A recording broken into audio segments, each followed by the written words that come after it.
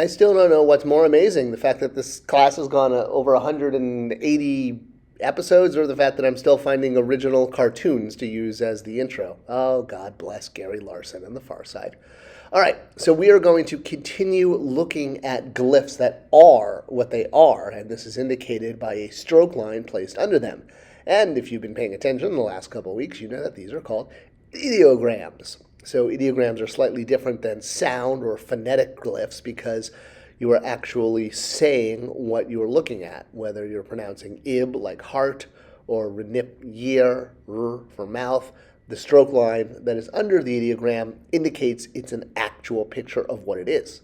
So in modern times, an ideogram of a house might look like this, with a house with a chimney. And I added a stroke line because, hey, why not? But in ancient Egypt, of course, we know that a house was drawn as a overhead plan and is pronounced per. So whether you're drawing a modern house or an ancient Egyptian house, that stroke line tells you you've got an ideogram.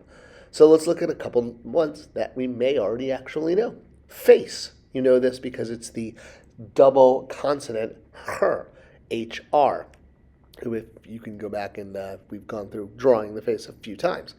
So the face with a stroke line becomes an ideogram, HR, still pronounced her, but is the word face or on. It can also be used for the word on as an ideogram, such as on the ground or on the phone or on the lamb. Okay, maybe not on the phone, but you could be on something in ancient Egyptian. All right, offering. Obviously, lots of offerings to the gods. This uses the loaf on a plank, which physically was an offering. That's what you're drawing here. But you're also going to add two more echo sounds. So you have chetip, which is the loaf on a table, and then t, which is a loaf, and then p, which is the mat. So chetip to p, but because the extra T and the extra P are echo effects to remind you that the first glyph is a 3-glyph sound, well, we don't need to pronounce them, but we still write them.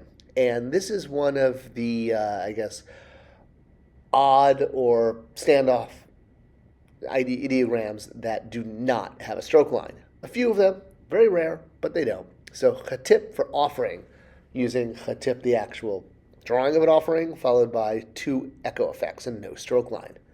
Seat and place. So you'll probably be familiar with the first part of this ideogram glyph because it's used for Osiris. It's, the steps, if you will, and they are pronounced st.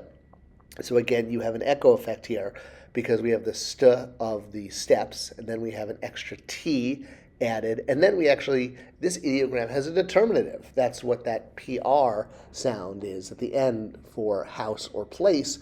A seat or a place is a place, so hence it gets in this case, a determinative of a house. And again, like our previous ideogram, this one does not get a stroke.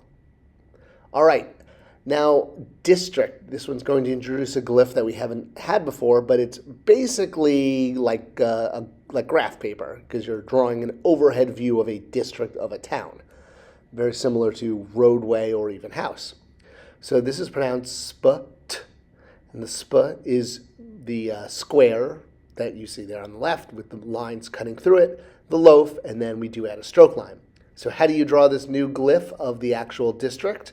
Well, we start with 3 lines left to right, and then we're going to intersect those lines with lines cutting down that are going to go parallel, making sure that you leave just a little bit of a tip of the horizontal lines coming out on either side.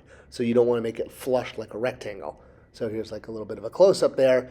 So you could see I've got my 2 lines down, and then starting with a line connecting at the top, the bottom, and then the middle, and then you fill it in with additional lines up and down parallel to fill in space, noting that only the horizontal lines are actually going to violate the negative space or basically go beyond the shape there.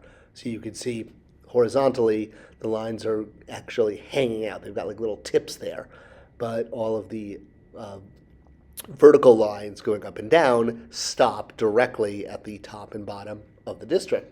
So yes, that's what you're drawing. It's like you're on top of a large building looking down at an entire district of towns, and all those squares represent the different houses. So there you go. That is district.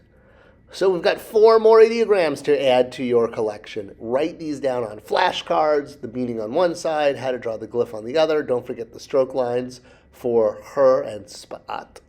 But know that chatip and st do not have stroke lines. They're 2 of the odd determinatives that don't.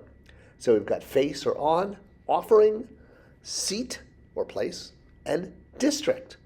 All right, 4 more ideograms. We're probably going to close out ideograms in a week or two, and then, boy, we are coming into that episode 200 pretty quick now. Thank you guys so much for hanging in there and being part of the class. Questions, as always, in the comments below. Thanks for being part of the class and here on Doodling with Purpose. See you next week for more hieroglyphic fun.